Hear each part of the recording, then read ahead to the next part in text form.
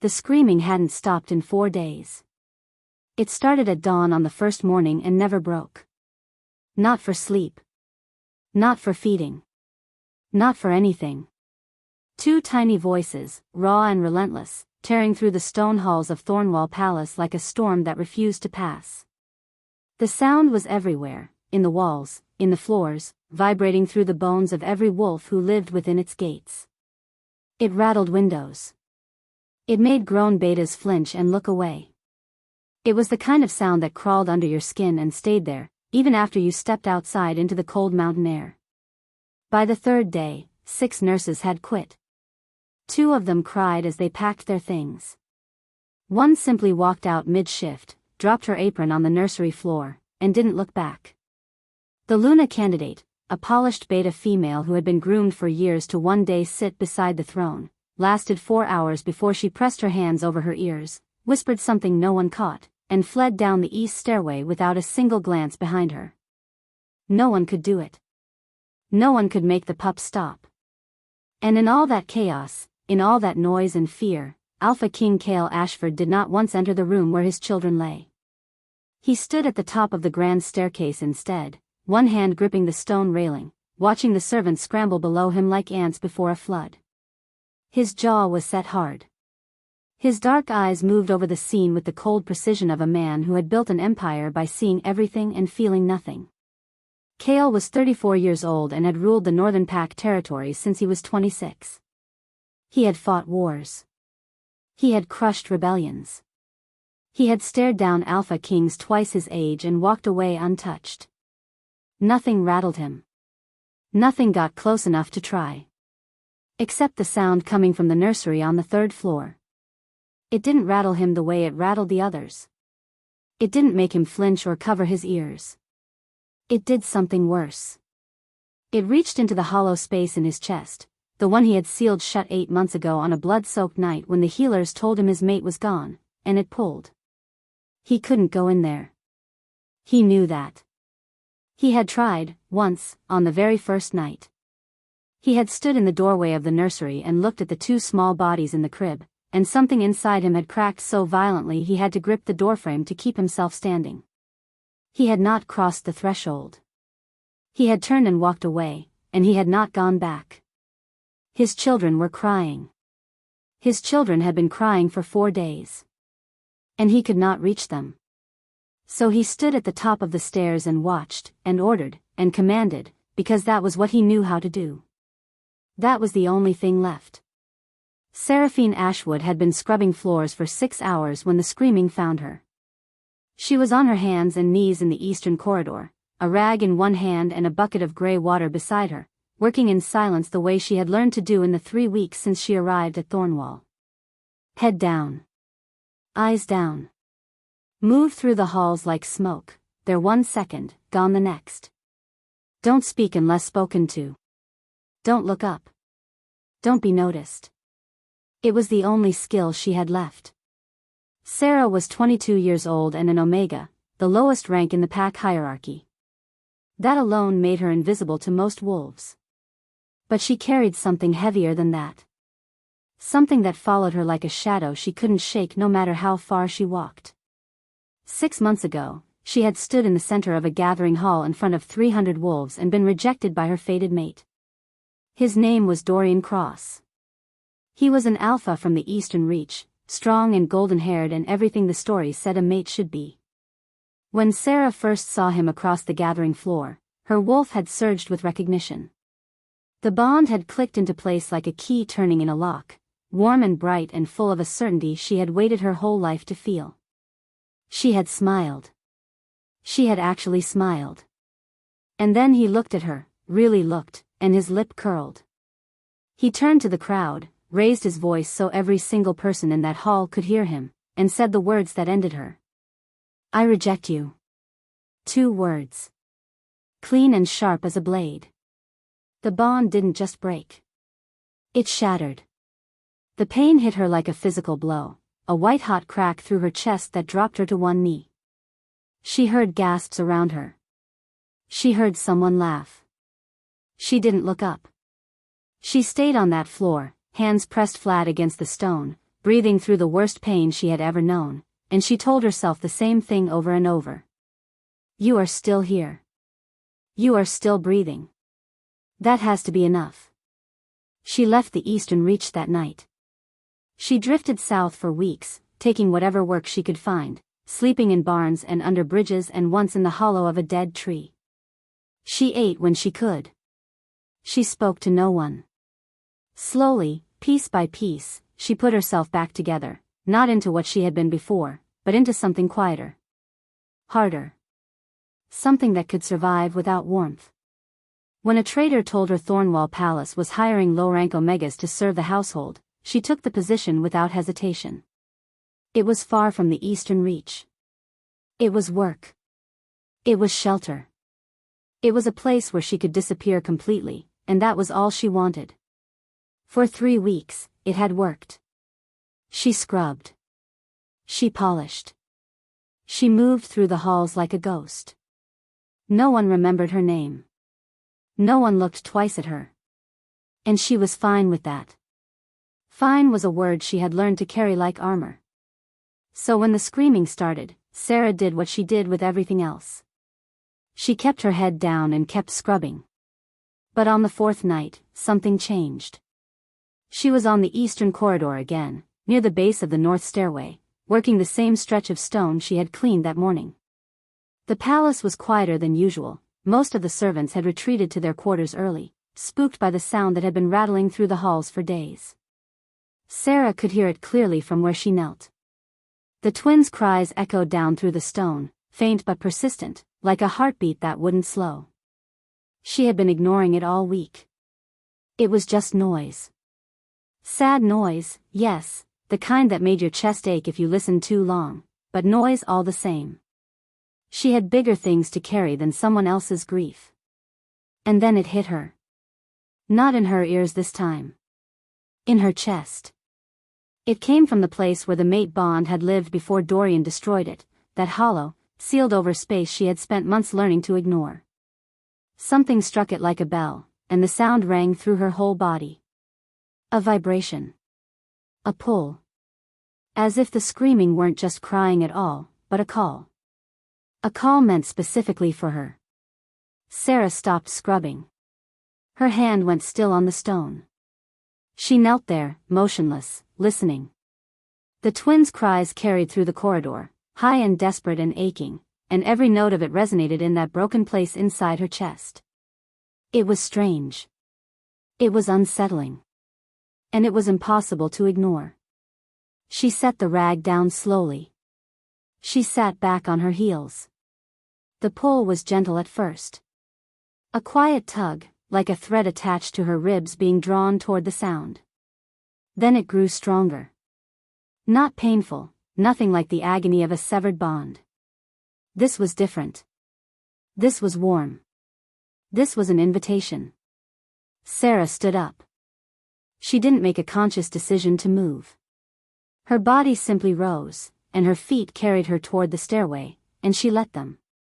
The sound grew louder as she climbed. Clearer. 2 voices, wailing in perfect unison, and beneath the crying, beneath the raw and desperate sound of it, she heard something else. Something quieter. Come find us. She didn't stop. She climbed the stairs and turned the corner and walked down the long hall toward the nursery door. 2 guards flanked it, both of them tense, ears pressed back, faces drawn tight with exhaustion. They had been standing there for hours, ordered to keep everyone out. They saw her coming and one of them stepped forward, hand raised. No one enters, he said. King's orders. Sarah didn't slow down. She didn't look at him. She walked straight past him, and something in the air shifted, something so subtle it might have been nothing at all, and his hand dropped to his side as if the strength had simply left it.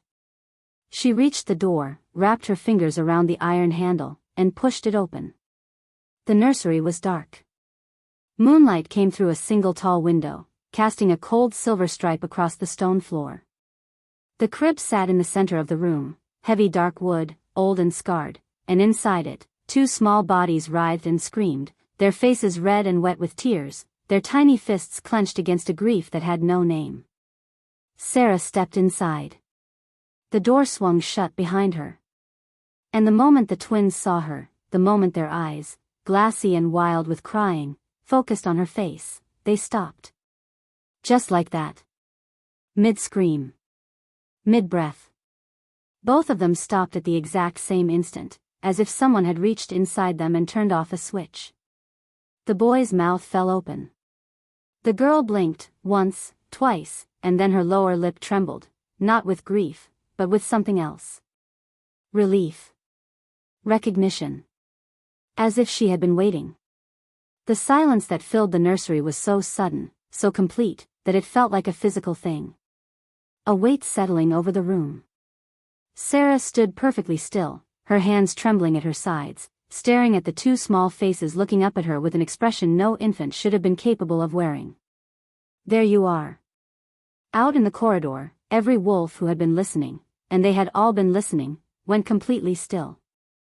And at the top of the grand staircase, where he had stood every night for 4 days watching and commanding and refusing to break, Alpha King Cale Ashford looked down at the small, dark-haired Omega who had just walked into his nursery without permission, without fear, and without a single word. And silenced his children in the space of a single breath. His eyes burned. His hands gripped the railing so hard the stone cracked beneath his fingers. He did not look away from her. If you are enjoying this video, hit the like button and subscribe to this channel. Chapter 2. They came for her before dawn. 2 palace guards, not the ones from the nursery corridor. Different men, harder-faced, with the quiet authority that came from serving directly under the king. They didn't knock. They opened the door to the small servants' room Sarah had barely slept in and stood in the threshold, filling it completely. The Alpha King requests your presence, the taller one said. It wasn't a request. They both knew that. Sarah rose from her cot without a word. She didn't bother with her boots. She walked barefoot through the cold stone hallways, flanked on either side, and told herself not to think. Thinking led to fear. Fear led to stumbling. She had learned that lesson a long time ago. They brought her to the great hall, a long, vaulted room with a fire burning in the center pit and a throne of black stone set at the far end. The hall was empty except for Cale. He stood beside the throne, not sitting in it. His arms were crossed. His jaw was tight. He looked like a man who had not slept in days, which, she would later learn, he hadn't. The guards stopped her at the base of the raised platform. One of them pressed a hand between her shoulder blades, not hard, but firm, and Sarah dropped to her knees. It was automatic. Every Omega learned this posture before they learned to walk. Down. Head bowed. Hands flat on your thighs. Make yourself small before the Alpha. She had done this 1,000 times in her life. It had never felt like this, like something was watching her from the inside and noting every inch of the distance between them. Cale looked at her for a long time before he spoke. You walked into my nursery, he said. Flat. Controlled. Past 2 guards. Past a door sealed by my order. You walked in, and my children stopped crying. Tell me how. I didn't do anything. She kept her gaze on the stone floor. I walked in. That's all. That's all. No inflection. No mockery. Just the flatness of a man testing the weight of a lie. He descended the 2 steps from the platform and stopped directly in front of her. Close enough that she could have touched his boots if she'd dared. She didn't look up. Who sent you? No one. Who do you work for? I scrub floors. A silence. Long enough to stretch tight as wire. You will stay, Cale said. The words landed like a door closing. You will tend the twins. You will not leave the nursery without escort. You will not speak to anyone about what happens in that room. And if you try to run, I will find you before you reach the gates. He turned and walked back toward the throne without waiting for her to answer. Sarah stayed on her knees until the guards lifted her up and led her out. She didn't look back. But she felt him watching her the entire way to the door. The new quarters they gave her were on the second floor, a single room with an actual bed and a small window that looked out over the courtyard. There was a wash basin, a chair, a folded blanket on the mattress thicker than anything she had owned in months. It was not comfortable. It was not meant to be. It was a cage with slightly softer walls, and they both knew it. But the nursery was different. Sarah spent her days there now, from the first gray light of morning until well past dark. She was given no instructions beyond keep them calm. No schedule. No guidance. Just two small bodies in a room and the quiet expectation that she would figure it out. It took her less than a day. The twins, a boy and a girl, just over 2 months old, watched her from the moment she entered. Not the way infants usually watched things. Not with the blind, unfocused stare of newborns finding their way in the world. They tracked her with an attention that was deliberate, as if they knew exactly who she was and had been waiting. When she lifted the boy from the crib that first morning, he went still in her arms. His small body settled against her chest like it belonged there, and his hand curled around the collar of her dress and held on. The girl watched from the crib with dark, solemn eyes until Sarah reached down and touched her cheek. The girl sighed. A small, contented sound that no 2-month-old should have been capable of making. She leaned into Sarah's palm like a flower turning toward the sun. After that, it was easy. Easier than anything had been in Sarah's life for a very long time. She fed them. She changed them. She held them against her chest and rocked them in the old wooden chair by the window, and they were quiet. Perfectly, completely quiet. The screaming simply stopped existing whenever Sarah was in the room. The palace noticed. Word spread the way it always did in Thornwall, fast and sideways, carried in whispers. Within 2 days, every wolf knew that the new Omega was the only person alive who could calm the Alpha King's children. Sarah ignored all of it. She kept her head down and stayed in the nursery and did her work. But the twins were teaching her things she hadn't expected to learn. It started small. On the 3rd day, Sarah was settling the girl back into the crib after a feeding when the child reached up and wrapped both hands around her index finger. The grip was stronger than it should have been, and when Sarah looked down, the girl's eyes were fixed on her with an intensity that made the hair on the back of her neck stand up. She sang to her. It wasn't planned, a half-remembered lullaby her mother used to hum when Sarah was small. A few quiet notes, barely more than a breath. The moment the first note left her lips, warmth spread through her palm. Beneath her hand, beneath the girl's tiny fingers, a faint golden light pulsed. Soft and steady, like a heartbeat. It lasted only seconds. Then it faded, and the girl closed her eyes. Sarah stared at her hand for a long time. She kept singing after that. And every time she did, the light came back, a little brighter each day, pulsing beneath her skin like something alive was waking up. It frightened her more than the rejection ever had. The rejection had been pain she understood. This was something she had no language for. So she said nothing. She held the twins and sang and pretended the light wasn't there. Cale watched her. He told himself it was strategy. She was a stranger tending his children. Watching her was caution. It was what any Alpha King would do.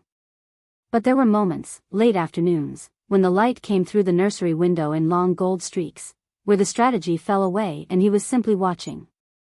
The way her hands moved when she lifted the boy from the crib, no hesitation, just a natural ease that looked like it had been built into her bones. The way she tucked the girl's dark hair back from her forehead with a tenderness so unguarded it made something in his chest twist. He hadn't felt that twist in 8 months. And the fact that this woman, this silent, barefoot Omega he didn't trust, was the one making him feel it made him angry in a way he couldn't quite name. He told himself to stop watching. He kept watching anyway. The memory came to Sarah on the 5th night, uninvited. She was lying in her narrow bed, staring at the ceiling, when it surfaced, not the rejection itself, but what came before it. The details she had buried so deep she had almost convinced herself they weren't real. Dorian Cross hadn't come to that gathering alone.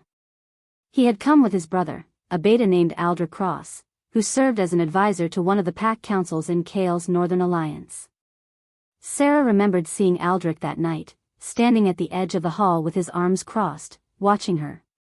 She had been too focused on Dorian. Too hopeful.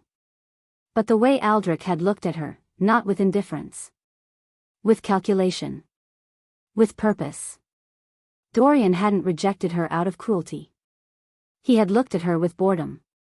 The flat expression of a man carrying out a task someone else had assigned him. Someone had told him to do it. Someone had wanted her destroyed. Sarah stared at the ceiling and let the thought settle into the cold place inside her where she kept the things that hurt too much to look at directly. She didn't know who. She didn't know why. And she was not naive enough to think that ending up here, in the palace of the Alpha King whose own alliance had orchestrated her ruin, was a coincidence. So she did what she had always done. She survived the night. She got up in the morning. She went back to the nursery. On the 7th day, Kale came into the nursery. Sarah was in the wooden chair by the window, the girl asleep against her chest, the boy dozing in the crook of her arm. The late afternoon light was soft and pale. She was looking out at the mountains when she felt him. Not heard. Felt. A shift in the air, heavy and unmistakable, the presence of an alpha so powerful that every omega instinct in her body went taut at once. She didn't need to turn around. She knew he was there the same way she would have known a storm was coming. Something old in her bones told her before her eyes could. He stood in the doorway for a long time. She could feel his gaze on the back of her neck, on her hands where they rested against the sleeping children. The silence stretched. 1 breath. 5. 10. Then he spoke. His voice was different. Not the flat, controlled tone from the great hall. Quieter. Rougher. As if the words had to climb over something sharp to get out. What is your name? Sarah turned her head. He filled the doorway, shoulders broad, hands loose at his sides. But his face was not the face of a man in command. His jaw was tight. His dark eyes moved over her, over the twins sleeping peacefully against her, and something flickered in them she had not seen before. She held his gaze. For the first time since she had come to Thornwall, she did not look away. Seraphine, she said. Sarah. He nodded. And then something passed between them, not a word, not a sound, but a feeling. A pull, low and quiet and ancient, like a current running beneath still water. It lived in the space between them and in the hollow place inside her where the broken bond had left its scar. It was not what she had felt with Dorian. Not the bright, sharp click of a faded bond. This was older. Deeper. Something that had nothing to do with wolves or packs or the laws of the moon goddess. Sarah's breath caught. Kale's jaw tightened, a muscle jumping beneath the skin, the only crack in his composure. His eyes held hers for one more beat. Then he turned and walked away without another word. Sarah listened to his footsteps retreat down the corridor until they faded completely. The twins slept on, undisturbed, as if nothing had happened at all. She pressed her lips together and stared at the doorway where he had stood. She did not look at her hands. She already knew the golden light was there. If you are enjoying this video, hit the like button and subscribe to this channel. Chapter 3. It happened on the 10th night. Sarah was putting the twins down, the last task of the day, the one she had come to think of as the quietest hour. The palace had gone dark around them. No footsteps in the corridors. No voices carrying through the stone. Just the nursery, and the two small bodies settling into sleep beneath her hands, and the sound of her own breathing. She held the boy in her left arm, the girl in her right. They were almost asleep, eyes half closed, bodies heavy and warm against her chest. She lowered them gently into the crib, one at a time, the way she always did. The boy first, then the girl, her hand lingering on the girl's back to feel the steady rise and fall of her breathing. And then both of them woke up. Not with a cry. Their eyes opened, wide and clear and fixed on Sarah's face, and at the exact same moment, both reached up and wrapped their hands around hers. The grip was strong. Stronger than any 2-month-old had a right to grip. And the warmth that had been building for days surged. It didn't pulse this time. It flooded. Light poured from beneath Sarah's palms, bright and gold, filling the nursery in a wash that had nothing to do with moonlight or candles. It moved through the twins' fingers and up through her hands and into her chest, and for one moment she couldn't breathe. Not from pain. From the feeling.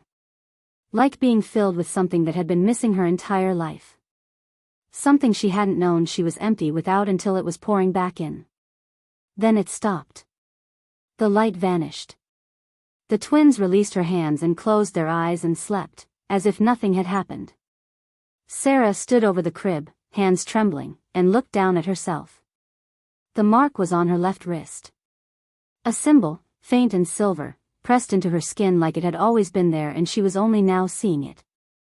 It was shaped like a wolf, not a full wolf, but the outline of one, mid-stride, its head lifted as if howling at a moon that wasn't visible. The lines were thin and precise and glowed softly in the dark. Sarah had seen mate marks her entire life. She knew what they looked like. She knew how they formed.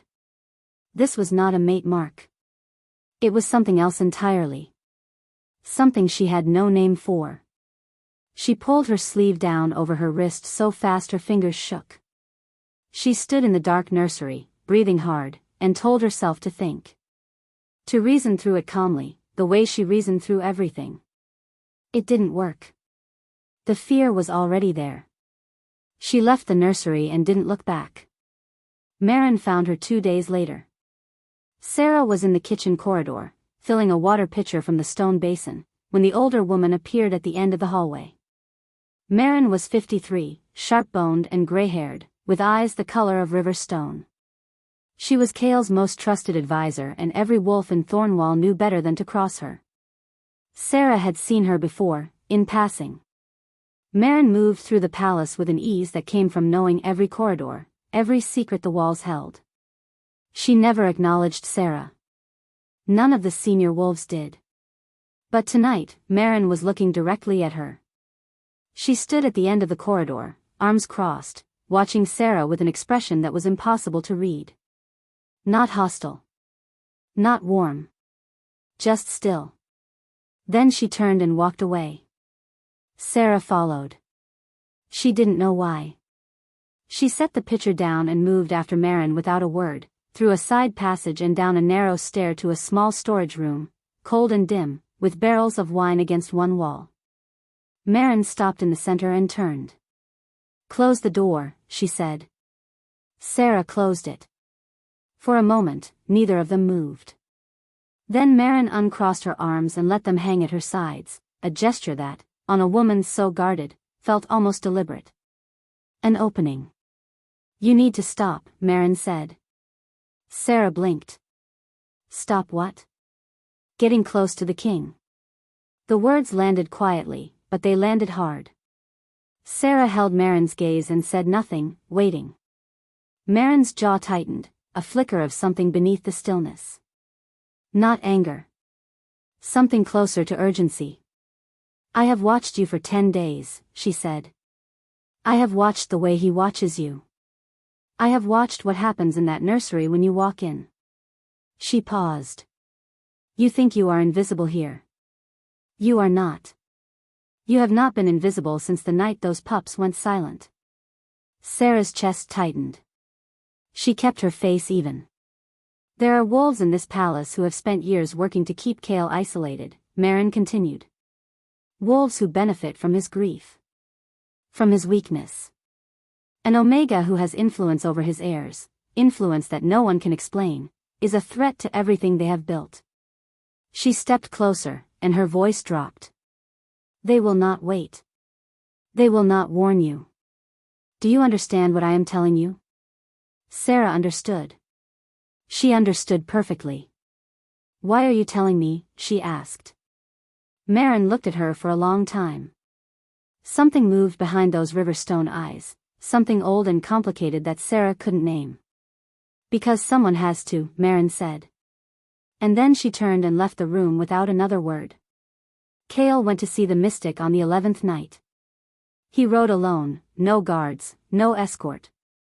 The pull had been growing for days, stronger each time he saw Sarah, each time he let himself stand in that nursery doorway and watch her. It was becoming difficult to rationalize as strategy or caution or anything other than what it was. He needed answers. The mystic lived in a stone house at the edge of the northern ridge, an ancient beta woman named Alara who had served the pack longer than most wolves had been alive. She was blind in one eye and sharp in both. She did not bow when Cale entered. She never had. He sat across from her at a rough wooden table and told her what had happened. Not everything, not Sarah's name, not the way his chest ached when she looked at him. But the rest. The twins. The silence. The pull he couldn't explain. Alara listened without interrupting. When he finished, she was quiet for a long time. Then she said, "The moon goddess does not make mistakes." Cale's jaw tightened. "I didn't come here to hear about fate. You came here for answers. This is one." Alara leaned forward, her one good eye fixed on him. "If the pups chose her, it is because she is connected to them. And to you. In a way that predates this lifetime." The words hit him like cold water. He sat very still. "That's not possible," he said. "You watched an Omega silence a supernatural event with nothing but her presence," Alara said. "And you're telling me what isn't possible?" He didn't answer. He couldn't. He had already lost one mate. He had felt the bond shatter inside him and it had hollowed him out so completely that he believed there was nothing left to hollow. He had built his entire existence on that belief. On the certainty that he was done being vulnerable. And now this woman was dismantling all of it without even trying. He rode back to Thornwall in silence and told himself it didn't matter. That he would not let it matter. He almost believed it. On the 12th day, Sarah cleaned Cale's private study. It wasn't her assignment. She had been sent to polish the eastern corridor, the same stretch of stone she had scrubbed on her first night at Thornwall, but a servant had come to her midday and redirected her. The study needed to be done before evening. No one else was available. She was told to be quick and quiet and leave everything exactly as she found it. The study was on the 4th floor, at the end of a long hall that Sarah had never been allowed to enter before. The door was unlocked when she arrived, left open by whoever had been in there last. She stepped inside and set her bucket down and began to work. The room was large and cold, with a stone fireplace and shelves of leather-bound books lining 2 walls. A wide desk sat in the center, dark wood, scarred with age. Papers were stacked on it, neat, organized, clearly important. Sarah didn't touch them. She dusted the shelves, wiped the mantel, swept the floor. She worked in silence, the way she always did. She was almost finished when she saw the file. It was on the edge of the desk, half hidden beneath a stack of correspondence. A leather folder, old and worn, with a wax seal on the front that had been broken. It was open, not left open carelessly, but open in a way that suggested someone had been reading it recently and had been interrupted before they could close it. Sarah should have walked away. Every instinct she had built over the past 6 months told her to look at nothing, touch nothing, keep her head down and leave. She picked it up. The pages inside were dense, names, dates, records written in a hand she didn't recognize. It took her a moment to orient herself, to find the thread she needed to follow. And then she found it. And the thread led somewhere she never expected. Her own name. Seraphine Ashwood. Eastern Reach. Bloodline confirmed, 3rd generation, direct descent from the priestess line.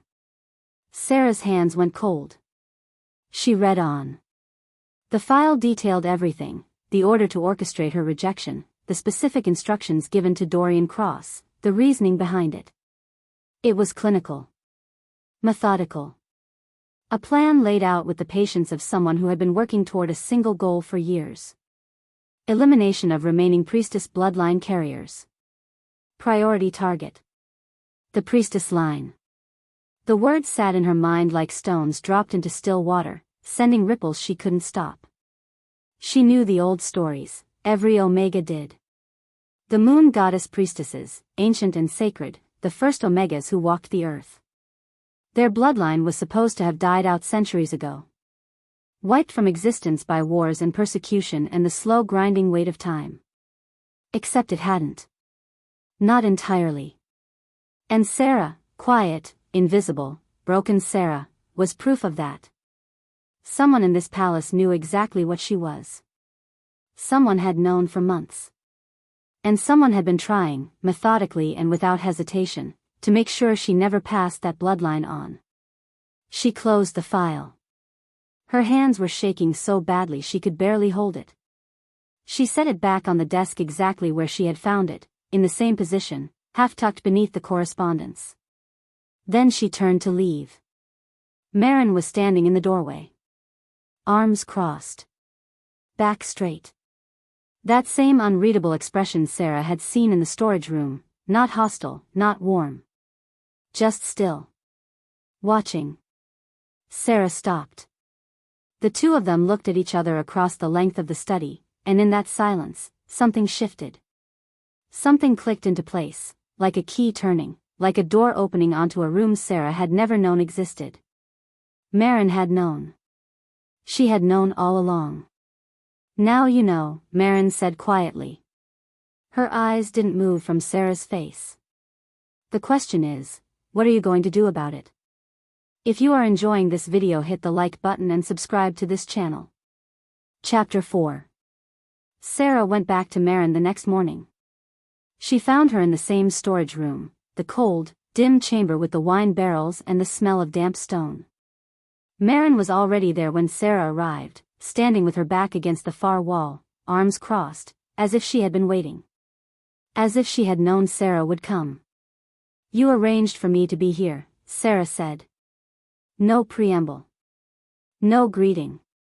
She stood in the doorway and kept her voice low and flat, the way she kept everything when she was angry and didn't want anyone to see it. The palace was hiring Omegas. Someone put my name on that list. It was you. Marin didn't flinch. She didn't look away. Yes, she said. One word. Simple and clean. Sarah held her gaze and waited for more. Marin gave it to her. I have been watching your bloodline for 12 years, Marin said. Watching what remains of it. Watching the people who want it gone. She paused. When I learned you had survived the Eastern Reach, that the rejection hadn't killed you the way it was supposed to, I knew where you needed to be. Here, Sarah said. With the man whose own alliance tried to destroy me. Here, Marin confirmed. Because the twins needed you. And because you needed them. Sarah's jaw tightened. She stepped inside and closed the door behind her. The twins, she said. Tell me what they are. Marin uncrossed her arms. She moved to the edge of one of the barrels and sat on it, and for the first time since Sarah had known her, she looked tired. Not physically, Marin carried herself like stone, solid and unyielding. But something behind her eyes was worn thin. Something that had been carrying weight for a very long time. They were born with a gift, Marin said. A rare one. The ability to sense soul bonds, not just the ones that exist, but the ones that haven't awakened yet. Bonds that are buried. Waiting. Sarah's hand moved to her wrist, beneath the sleeve. The mark was still there, a faint warmth against her skin, like an ember that refused to go out. They chose you, Marin continued. Not by chance. They chose you because you are the only person alive who can stabilize their power. Without someone to anchor them, someone connected to them the way you are, the energy they carry will consume them from the inside. She met Sarah's eyes. The crying. It wasn't grief. It was them dying. The word landed like a blow. Sarah stood very still. And now, she asked. Now they are stable. Because of you. Marin's tone shifted, quieter. Almost careful. Which is exactly why the person who has been hunting your bloodline cannot allow you to stay. Who is it? Marin held her gaze for a long beat. Then she looked away, the first time Sarah had ever seen her do that. Someone Kale trusts completely, she said. Someone close enough to move freely in this palace without anyone questioning him. I am close to having proof, the kind that will hold up before the council. But I am not there yet. She looked back at Sarah, and her voice dropped. I need more time. Days, not weeks. But until I have it, you cannot tell Kale. If he confronts this person without proof, it will be his word against his. And Kale will lose. Sarah wanted to argue. She wanted to push, to demand the name, to pull it out of Marin the way you pull a splinter, fast and painful and done with. But she looked at the older woman's face and saw something she hadn't expected to find there. Fear. Not for herself. For Kale. So Sarah nodded. And she left without another word. She found him in the garden that night. Or rather, he found her. She had gone outside after the twins fell asleep, not for air exactly, but for distance. The palace felt smaller every day, and she needed to stand somewhere that didn't echo. The garden was at the south end of Thornwall, a walled courtyard with dead hedges and a stone bench and a single bare tree. It was cold. Sarah didn't care. She sat on the bench with her knees drawn up and stared at the sky and breathed. She felt him before she heard him. That same shift in the air, heavy, unmistakable, the presence of an alpha who filled every space he entered. He came through the garden gate and stopped 10 feet away from her, and for a moment neither of them spoke. Then Kale said, I don't understand what is happening to me. His voice was rough. Not angry, not yet. But close to it. The way a man sounded when the ground was crumbling beneath him and he was trying to stand anyway. Sarah didn't turn around. She kept her eyes on the sky. I haven't felt anything in 8 months, he continued. He moved closer, not toward her, but into the garden, stopping near the dead tree with his arms at his sides. As if he couldn't decide whether to come closer or walk away. Since she died. Since the bond broke. I felt nothing. I built everything on that. On the certainty that I was done. He stopped. A silence stretched between them, not comfortable, not empty. Charged. Like the air before lightning. And then you walked in, he said. And everything I built started to crack. Sarah turned her head. He was standing in the shadow of the bare tree, his face half lit by the cold light from the palace windows. His jaw was set. His hands were clenched at his sides. He looked like a man at war with himself, and losing. You make me feel things I do not want to feel, he said. The words came out harder now. Rougher. Almost angry. And I resent you for it. Something in Sarah's chest flared, not the golden warmth of the mark, but something older. Something that had been buried under months of silence and survival and keeping her head down. She stood up. You resent me, she repeated. Flat. Even. The way you said words back to someone when you wanted them to hear exactly what they sounded like. Kale's eyes narrowed. I did not ask for this, Sarah said. Her voice was quiet, but it carried. I did not ask to be rejected. I did not ask to be cast out, or hunted, or brought here to a palace where someone in your own house has been trying to destroy my family for years. She took a step toward him. I did not ask to be the only thing standing between your children and their own destruction. She stopped. Close enough now that she could see the muscle jumping in his jaw, the way his chest rose and fell with a breath he was trying to control. I am not here to save you, she said. I am here to survive. The words hung between them. Raw and honest and completely unadorned. Sarah held his gaze and did not look away, and for the first time in months, for the first time since she had knelt on that stone floor in the eastern reach, she felt solid. Unmovable. Like something inside her had found its footing. Kale stared at her. Something moved across his face, not anger anymore. Something else. something that looked dangerously close to recognition. He took a step toward her. Then another. His hand rose, slowly, as if the movement cost him something, and reached for her face. His fingers stopped an inch from her cheek. Close enough that she could feel the warmth of his skin. Close enough that one more inch and everything between them would change. His hand trembled. Then he dropped it. Turned. And walked out of the garden without looking back. Sarah stood where he had left her, breathing hard, her heart hammering against her ribs. The cold night air hit her skin and she realized her hands were shaking. Not from the temperature. For the first time since Dorian Cross had said those two words on a gathering hall floor, Sarah felt something other than emptiness. She didn't have a name for it yet. She wasn't ready to look at it directly. But it was there, warm and frightening and real, and she pressed her hand against her chest where it lived and let it be.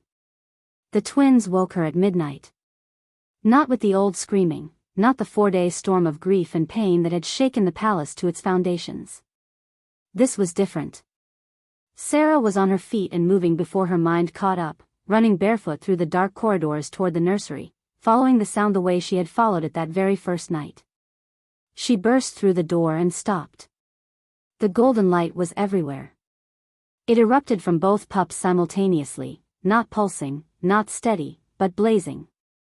Pouring from the crib in waves that pulsed in rhythm with the twins screaming. But even as the light raged, Sarah understood. This was not distress. This was not pain. They were warning her. She crossed the room and laid her hands on both of them at once, one palm on the boy's chest, one on the girl's. The light surged through her, hot and urgent, and in that surge she felt it. A direction. Not toward her. Not toward Kale. Toward the east. Toward the eastern tower. The light died. The twins went silent. They looked up at Sarah with their dark, ancient eyes, and in them she saw something no infant should have been capable of conveying. Him. Sarah straightened. She turned and looked toward the eastern wall, toward the tower that rose beyond it.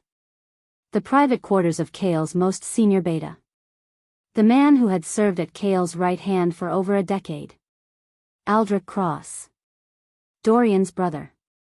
The pieces fell into place so cleanly it was almost simple. Aldrich, positioned inside Kale's inner circle. Aldrich, who had watched Sarah at the gathering with calculation in his eyes. Aldrich, who had orchestrated her rejection, who had been hunting her bloodline for years, who had been waiting in the shadows of this palace the entire time. She knew now. Completely. Without doubt. Sarah turned and ran. She ran down the corridor and down the stairs, through hallways she had memorized in weeks of scrubbing and keeping her head down. She ran toward Marin's chambers on the west side of the palace, the only person who could help her stop this. The only person who had been trying to protect her all along. She reached the door. It was open. Sarah stopped. The room inside was dark, lit only by a single candle on the bedside table. It took her eyes a moment to adjust. When they did, she saw Marin first, on the floor, on her side, perfectly still. A dark stain spread across the side of her head, matting the gray hair to her temple. Blood. A deep gash, raw and ugly, still wet. Then she saw him. Aldrich Cross stood beside Marin's body with a cloth in his hands, wiping a blade clean with the methodical precision of a man who had done this before.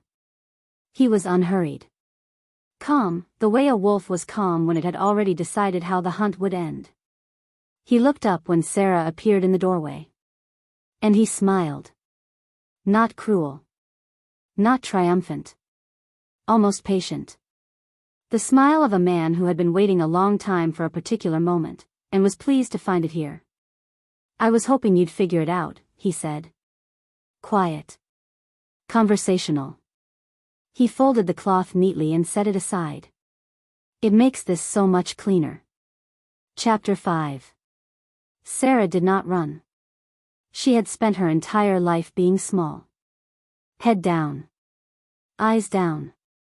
Move through the world like smoke and hope nothing looks too closely. She had built herself that way on purpose, and it had kept her alive for months. Not anymore. She stood in Marin's doorway and looked at Aldrich Cross, at the blade he had set aside, at Marin's body on the floor, at the calm expression on his face, and she did not move. Did not flinch.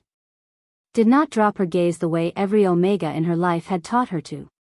Aldrich watched her. His smile didn't waver, but something shifted behind it. He had expected her to crumble. Every Omega he had ever dealt with had crumbled.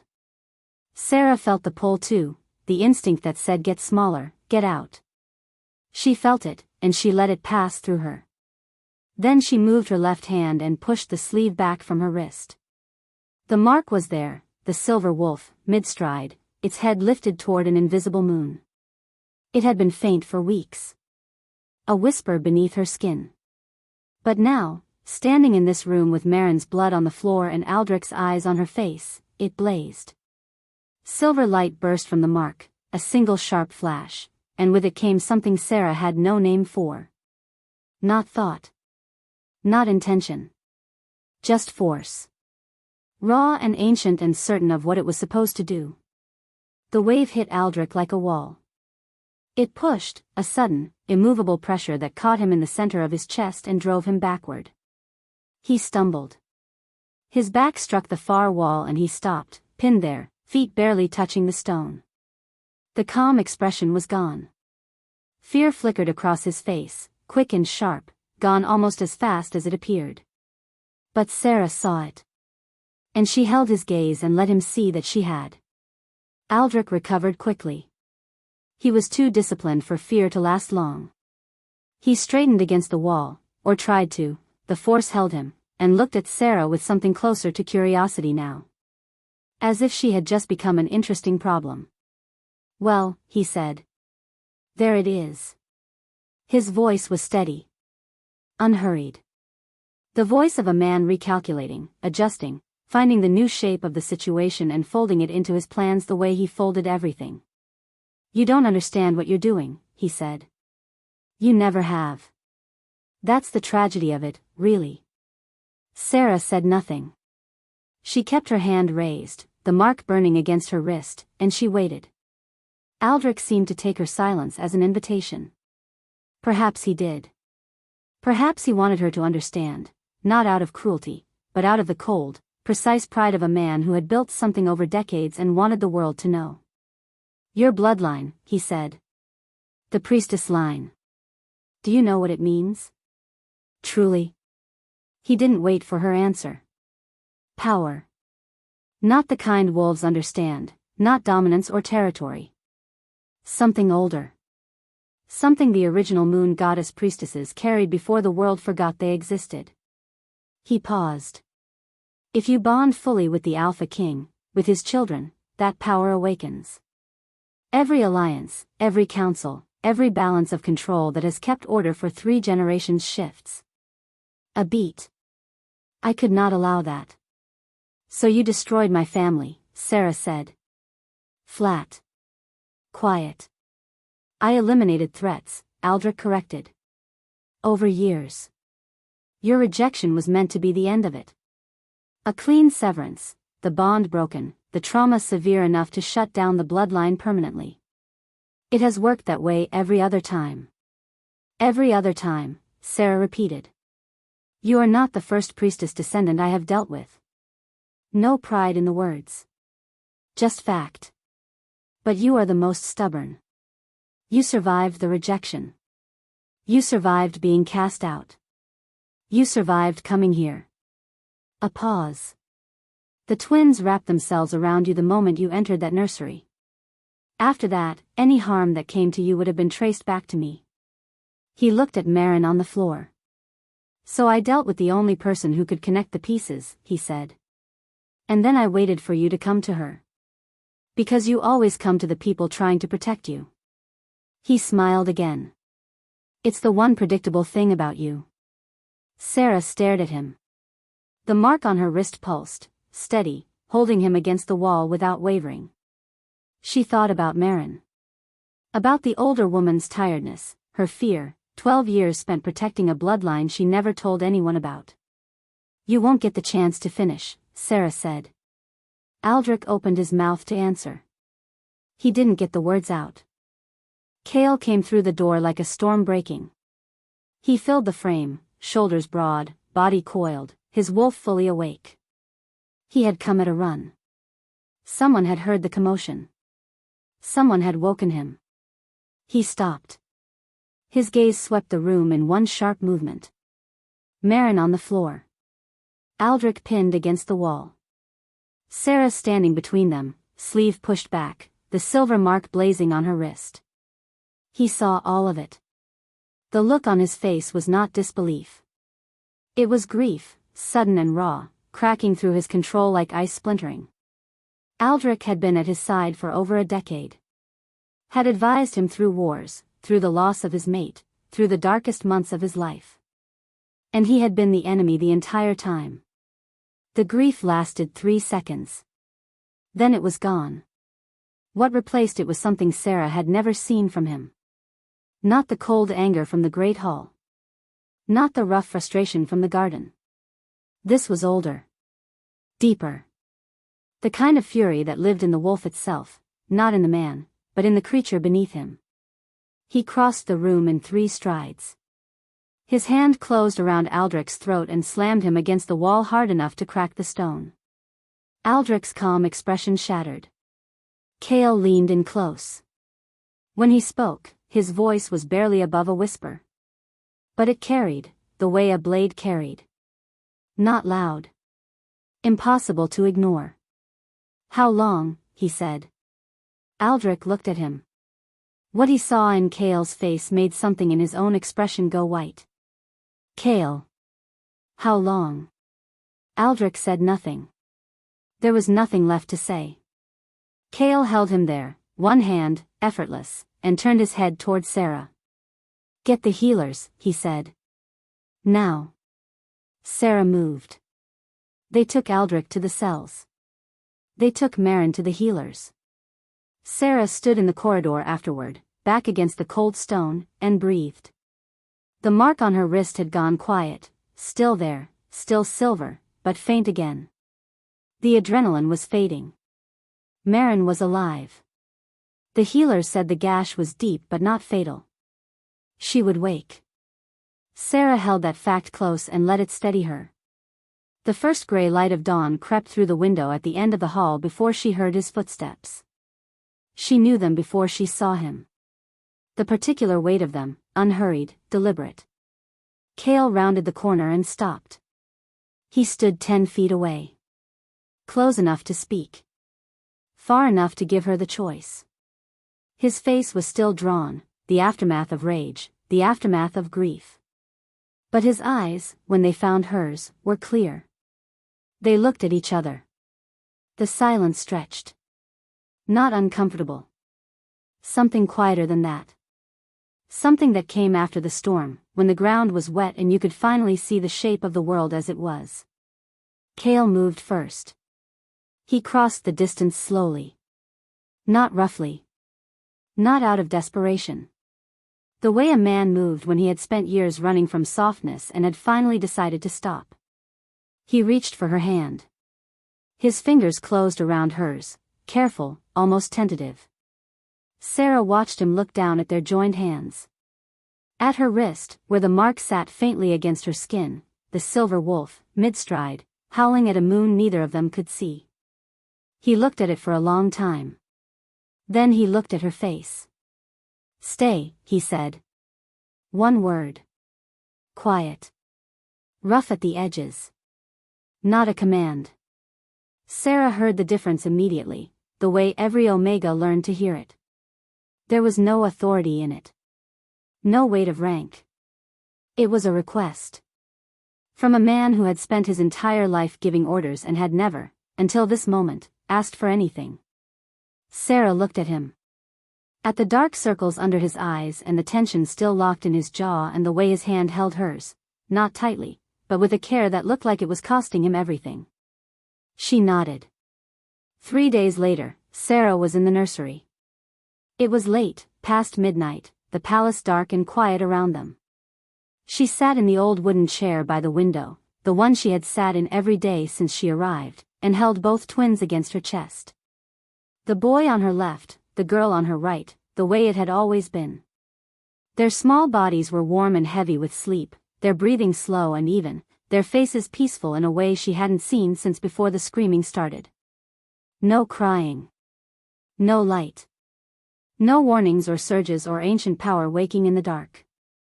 Just two small children, sleeping the way children were supposed to sleep. Safe. Still. Held. Sarah rocked them gently and looked out the window at the mountains, black against the sky, and for the first time in longer than she could remember, she did not think about survival. She didn't hear Cale come to the doorway. She felt him, that familiar shift in the air, the quiet weight of his presence filling the frame. She didn't turn around. She didn't need to. She knew he was there the same way she had known on that very first night, when she had walked into this room and everything had changed. He stood in the doorway and watched. Not the way he had watched in the beginning, with suspicion, with strategy, with the guarded attention of a man who didn't trust what he was seeing. That was gone now. Burned away along with everything else Aldrich had poisoned. What lived in his eyes when he looked at her was something different. Something quieter and more dangerous than anything that had come before. Hope. It was small. Fragile. The kind of thing that could break easily if either of them moved too fast or looked at it too directly. But it was there, present in the way he stood, in the way his hands hung loose at his sides, in the way he did not leave. Sarah held the twins and looked out at the mountains and let him watch. The story did not end here. There was still so much ahead, the council, the truth about her bloodline, the slow and difficult work of rebuilding trust in a palace that had been hollowed out by one man's ambition. There was still the bond that lived between them, unnamed, unfinished, older than either of them understood. There was still the mark on her wrist and the power it carried and the world it would eventually reshape. But tonight, none of that mattered. Tonight there was just the nursery. The sleeping twins. The quiet. And Cale, standing in the doorway with something new and terrifying growing in his chest, something he had believed, for 8 long months, he would never feel again. Something that looked, in the gray light before dawn, exactly like the beginning. If you enjoyed this video and want to see more videos like this, kindly hit the like button and subscribe to this channel. Drop your thoughts in the comments section and share this video to family and friends.